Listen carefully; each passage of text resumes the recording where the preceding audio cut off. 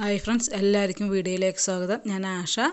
ഇന്ന് നമ്മൾ ചെയ്യാൻ പോകുന്ന വീഡിയോ ഒരു വൈറ്റ് പേപ്പറിൻ്റേതാണ്. അപ്പോൾ നമ്മളിപ്പോൾ കൊറോണയൊക്കെ ആയിട്ട് എല്ലാവരും ലോക്ക്ഡൗൺ ആയിട്ട് വീട്ടിൽ തന്നെ ഇരിക്കുകയാണ്.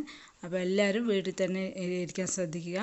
ഗവൺമെൻറ്റും സർക്കാരൊക്കെ പറയുന്ന കാര്യങ്ങൾ അതേപോലെ അനുസരിക്കുക. നമ്മൾ മറ്റുള്ളവർക്ക് നിന്ന് രോഗങ്ങൾ വീട്ടിലേക്ക് കൊണ്ടുവരാനും മറ്റുള്ളവർക്ക് പാസ് ചെയ്യാതിരിക്കാൻ വേണ്ടിയിട്ട് നമ്മുടെ വീട്ടിൽ തന്നെ ഇരിക്കുന്നതാണ് ഈ കൊറോണയെ പ്രതികരിക്കാനുള്ള ഏറ്റവും വലിയ നല്ലൊരു മാർഗ്ഗം. പിന്നെ ഹാൻഡ് വാഷ് എപ്പോഴും ഇടയ്ക്കിടയ്ക്ക് കൈ കഴുകുക, സാനിറ്റൈസർ ഉപയോഗിക്കുക, അത്യാവശ്യങ്ങൾക്ക് മാത്രം പുറത്ത് ഇറങ്ങാൻ ശ്രദ്ധിക്കുക. അപ്പോൾ മകൻ ടി വിയിൽ കണ്ടതൊക്കെ ചെറിയ കുട്ടികളൊക്കെ അനുഗ്രഹിച്ച് അതേ പറയാൻ പോകുന്നത്. അപ്പോൾ നമ്മളും വാർത്തകളിലൊക്കെ പറയുന്നതൊക്കെ ഒന്ന് അനുസരിച്ചിട്ട് ജീവിക്കുക.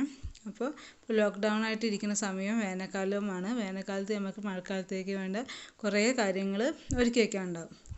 അപ്പോൾ അതിൻ്റെ ഭാഗമായിട്ട് ഞാനിപ്പോൾ കുരുമുളകാണ് ഇപ്പോൾ ഇവിടെ ഞാൻ കാണിക്കുന്നത്. വൈറ്റ് പേപ്പർ ഉണ്ടാക്കുന്ന വീഡിയോ ആണ് ഇത്. വൈറ്റ് പേപ്പർ എല്ലാവരും നല്ല പഴുത്ത കുരുമുളകിൽ നിന്നാണ് ഉണ്ടാക്കുക. നന്നായി പഴുക്കണം. അപ്പോൾ നമ്മൾ പഴുത്ത കുരുമുളകിൻ്റെ ലഭ്യതയ്ക്ക് വേണ്ടിയിട്ട് ഭയങ്കര ബുദ്ധിമുട്ടാണ്.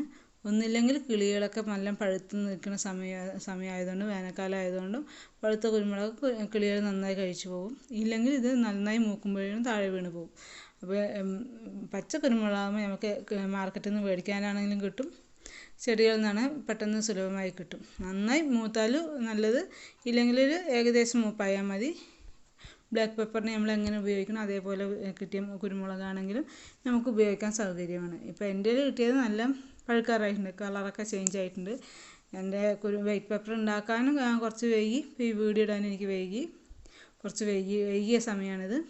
അപ്പോൾ നമ്മൾ കുരുമുളകൊക്കെ മാറ്റിയെടുത്തിട്ട് ഒന്ന് നന്നായി കഴുകുക. കഴുകിയിട്ട് അതിൽ ചെറിയ തരികളും കറുപ്പ് കളറൊക്കെ ഒന്ന് കഴുകി കളഞ്ഞതിന് ശേഷം വെള്ളം കളഞ്ഞിട്ട് ഇതൊന്ന് വേവിച്ചെടുക്കണം. റെഡ് കളർ നല്ല പഴുത്ത കുരുമുളകിൽ നിന്ന് നമ്മൾ വൈറ്റ് പേപ്പർ ഉണ്ടാക്കുമ്പോൾ അത് വേവിച്ചെടുത്തിട്ട് അതിൻ്റെ തൊലി മാറ്റി മാത്രമേ നമുക്ക് അത് നല്ല വൈറ്റ് കളറായിട്ട് കിട്ടുകയും ചെയ്യുള്ളൂ, എരിവും കുറഞ്ഞ് കിട്ടുള്ളൂ. അപ്പോൾ നമ്മൾ ഇതിനെ ഒന്ന് വേവിച്ചെടുക്കണം. അപ്പോൾ റെഡ് കുരുമുളകിനെ നമ്മൾ വേവിച്ചെടുക്കണം. അപ്പോൾ ഞാൻ ഇത് കുക്കറിലാണ് വേവിക്കുന്നത്. മസ്റ്റായിട്ട് നമ്മൾ കുക്കറിൽ തന്നെ വേവിക്കണം. വേറെ തിളപ്പിച്ചെടുത്തിട്ടുണ്ടെങ്കിൽ അത് റെഡിയായിട്ട് വരില്ല, അതിൻ്റെ തൊലി നേരെ പോവില്ല. തൊലി പോയിട്ടുണ്ടെങ്കിലും അത് പെർഫെക്റ്റായിട്ട് നമുക്ക് കിട്ടില്ല. അപ്പോൾ കുക്കറിലിട്ട് സ്റ്റീം ചെയ്ത് തന്നെ വേവിക്കണം. ഒന്നില്ലെങ്കിൽ വെള്ളം ഒഴിച്ചിട്ട്, ഇല്ലെങ്കിൽ ഒരു സ്റ്റീമർ പോലെ ഒരു പാത്രം മുകളിൽ വെച്ചിട്ട് വേവിച്ചെടുക്കണം. കുക്കറിൽ തന്നെ ഇത് അസലായിട്ട് വിസിലടിച്ച് തന്നെ വേവിച്ചെടുക്കാൻ ശ്രദ്ധിക്കണം.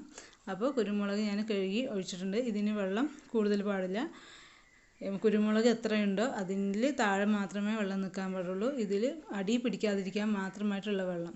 ഇതിപ്പോൾ കണ്ടില്ലേ, നമ്മൾ എന്ത് സാധനം കുക്കറിൽ വെക്കുമ്പോഴും വെള്ളമാണ് മുകളിൽ നിൽക്കുക, ബാക്കിയുള്ള സാധനങ്ങളൊക്കെ താഴെ നിൽക്കുക. തൊട്ട് ഒരു ഇഞ്ച് അര ഇഞ്ച് കനത്തിൽ വെള്ളം നിൽക്കും, ഇല്ലെങ്കിൽ ഒപ്പം നിൽക്കും. ഇതങ്ങനെയല്ല, കുറച്ച് താഴെ മാത്രം വെള്ളം നിൽക്കുക, അടി പിടിക്കാതിരിക്കാൻ വേണ്ടി മാത്രമുള്ള വെള്ളം. അപ്പോൾ ഒരു കപ്പ് കുരുമുളകൊക്കെ ഉണ്ടെങ്കിൽ ഒരു അര ഗ്ലാസ്സിൽ കുറച്ച് മേലെ മാത്രം, അര ഗ്ലാസ്സിൽ കുറച്ച് താഴെ മാത്രം വെള്ളം ഒഴിച്ചു കൊടുക്കാൻ ശ്രദ്ധിക്കണം. കൂടുതൽ വെള്ളം ഒഴിക്കരുത്. എന്നിട്ട് ഫുൾ ഫ്ലെയിമിൽ, ഇപ്പോൾ ഞാനിത് 2 വിസിൽ വേവിക്കുന്നത്. ഞാൻ നേരത്തെ പറഞ്ഞ പോലെ നന്നായി മൂത്ത കുരുമുളകാണ്, കളറൊക്കെ ചേഞ്ച് ആയിട്ടുണ്ട്. നന്നായി മൂത്ത കുരുമുളക്. അപ്പോൾ 2 വിസിലടിക്കുന്നുണ്ട്. ഇല്ലെങ്കിൽ നന്നായി മൂത്തിട്ടില്ല, ഇങ്ങനെ കളറൊന്നും വന്നിട്ടില്ല, എല്ലാം ഒരു ഗ്രീനിഷ് കളറാണ്, ഒരു കളർ ചേഞ്ചും ഇല്ലെങ്കിൽ ഒരു വിസിലടിച്ചാൽ മതി. വിസിലടിച്ചതും അത് നമ്മൾ ആവി കളയണം. അപ്പോൾ പൈപ്പിൻ്റെ ചോട്ടിൽ തന്നെ വെച്ചിട്ട് വെള്ളം ഒഴിച്ചിട്ട് വെള്ളത്തിലേക്ക് ഇറക്കി വെച്ചിട്ടോ പൈപ്പിൻ്റെ ചോട്ടിൽ വെച്ചിട്ട് ആവി കളയാൻ ശ്രദ്ധിക്കും. അപ്പോൾ ഇത് വിസിൽ വരുമ്പോൾ ഞാൻ ഈ കുക്കറിൻ്റെ പ്രത്യേകതകൾ പറയാം. ഇതൊരു അലുമിനിയത്തിൽ സെറാമിക് കോട്ടിങ് കുക്കറാണ്. അലുമിനിയത്തിൽ തന്നെയാണ് ഉള്ളൊക്കെ, പക്ഷേ സെറാമിക് കോട്ടിങ് കുക്കർ. വെളിയിൽ നല്ല തിക്ക് പെയിൻറ്റിൻ്റെ ഒരു കോട്ടിങ്ങാണ്. നമ്മൾ നോൺ സ്റ്റിക്ക് പാനിനെക്കാട്ടിലും കുറച്ചും കൂടി തിക്ക് പെയിൻറ്റിങ്ങാണ്. ലിഡ് സ്റ്റീലാണ്. അതുപോലെ തന്നെ ഇതിൻ്റെ ആവി ഉള്ളിൽ പ്രഷർ ഉണ്ടെങ്കിൽ വിസിലിൻ്റെ അടുത്ത് തന്നെ ഒരു വിസിലിൻ്റെ ഒരു സേഫ്റ്റി വാൾവാണത്.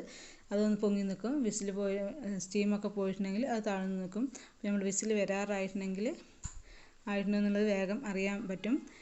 ഇതിൻ്റെ റേറ്റ് സ്റ്റീൽ കുക്കറിനെക്കാളും കുറച്ചും കൂടി താഴെയാണ്, എങ്കിലും അലുമിനിയം കുക്കറിനെക്കാളും കുറച്ചും കൂടി കൂടുതലുണ്ട്. ഒരു 3-3.5 വർഷമായി ഞാനിത് ഉപയോഗിക്കുന്നു. ഇതുവരെ കംപ്ലൈൻ്റ് ഒന്നുമില്ല, നല്ല ഈടുണ്ട്. ഒരു 5 വർഷം 10 വർഷത്തെ വാറണ്ടിയുണ്ട്. 5 വർഷമാണ് എനിക്ക് ഒരു ഓർമ്മ, ക്ലിയർ ആയിട്ട് അറിയില്ല. ഒരു 3-4 വർഷമായിട്ട് ഉപയോഗിക്കുന്നു. അപ്പോൾ വിസിലൊക്കെ വന്നിട്ടുണ്ട്. ഞാൻ ടാപ്പിൻ്റെ ചോട്ടിൽ വെച്ചിട്ട് സ്റ്റീമൊക്കെ കളഞ്ഞു. അത് ആവശ്യത്തിന് വെന്തിട്ടുണ്ട്. നമ്മൾ കുരുമുളക് വേവിക്കുമ്പോൾ അമർത്തുമ്പോൾ ഇങ്ങനെ ഫുള്ളായിട്ട് അമർന്ന് പോവാതെ തക്കത്തിൽ വേവിച്ചെടുക്കണം. നിങ്ങൾക്ക് അതിൽ എന്തെങ്കിലും കൺഫ്യൂഷൻ ഉണ്ടെങ്കിൽ ആദ്യം ഒരു വിസിലടിച്ചിട്ട് നോക്കിയതിന് ശേഷം മാത്രം പിന്നത്തെ അടുത്ത വിസിലടിക്കുക.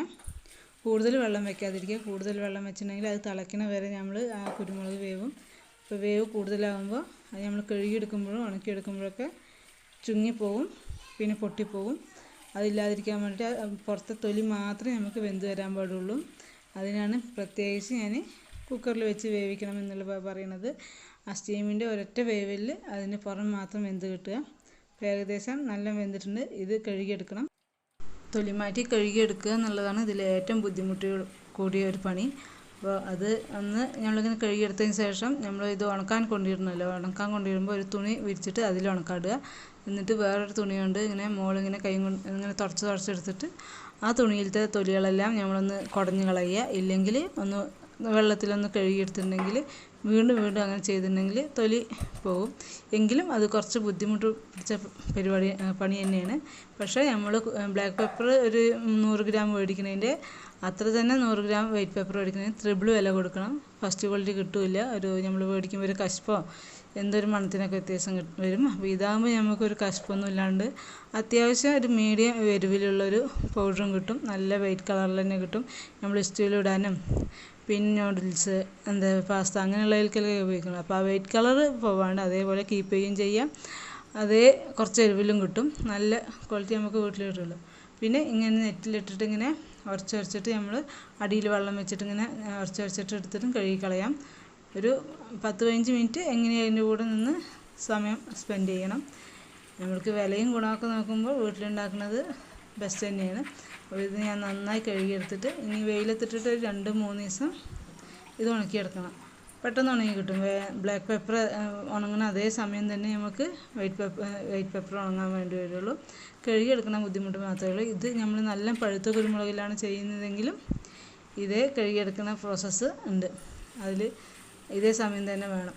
അപ്പോൾ എന്തായാലും ഇതൊക്കെ പണിയൊക്കെ ഒരുപോലെ തന്നെ. പക്ഷേ ഇത് നമുക്ക് ഗ്രീൻ കളറിൽ തന്നെ എടുക്കാം എന്നുള്ളൊരു ഗുണമുണ്ട്. ഇതിപ്പോൾ വൈകുന്നേരമാണ് ഞാൻ വേവിച്ചിട്ടതിൻ്റെ അന്ന് വൈകുന്നേരം ഏകദേശം ഒന്ന് വെള്ളമൊക്കെ പോയിട്ടുണ്ട്. ഇങ്ങനെ ഒന്ന് തുടച്ചെടുത്താൽ മതി. ഒരു തുണിയും കൊണ്ട് ഞാൻ തന്നെ തുടച്ചെടുത്താൽ മതി. അപ്പോൾ അത് നല്ല അതിലൊട്ടിയിട്ട് വരും. ഇതിൽ കുറച്ച് തൊലിയും കൂടി പോവാണ്ട്. ഇത് ബ്ലാക്ക് പെപ്പറിനുള്ള കുരുമുളകാണ് കേട്ടോ. ഇത് നമ്മൾ അതേപോലെ തന്നെ തൊലിയൊക്കെ മാറ്റിയിട്ട് ജസ്റ്റ് ഒന്ന് കഴുകിയിട്ട് അങ്ങനെ ഇട്ടാൽ മതി. അപ്പോൾ നമുക്ക് ബ്ലാക്ക് പെപ്പർ ആവും. അങ്ങനെ ഇതാക്കിയിട്ട് തൊലിച്ചിടാം. അപ്പോൾ ഞാനിപ്പോൾ കുരുമുളകൊക്കെ റെഡിയാക്കിയിട്ടുണ്ട്. ഇനി കുറേ കാര്യങ്ങൾ ചെയ്യാണ്ട്. ഇപ്പോൾ കുറേ പണികൾ പെൻഡിങ്ങിലുണ്ട്. അതെല്ലാം ചെയ്ത് തീർക്കണം.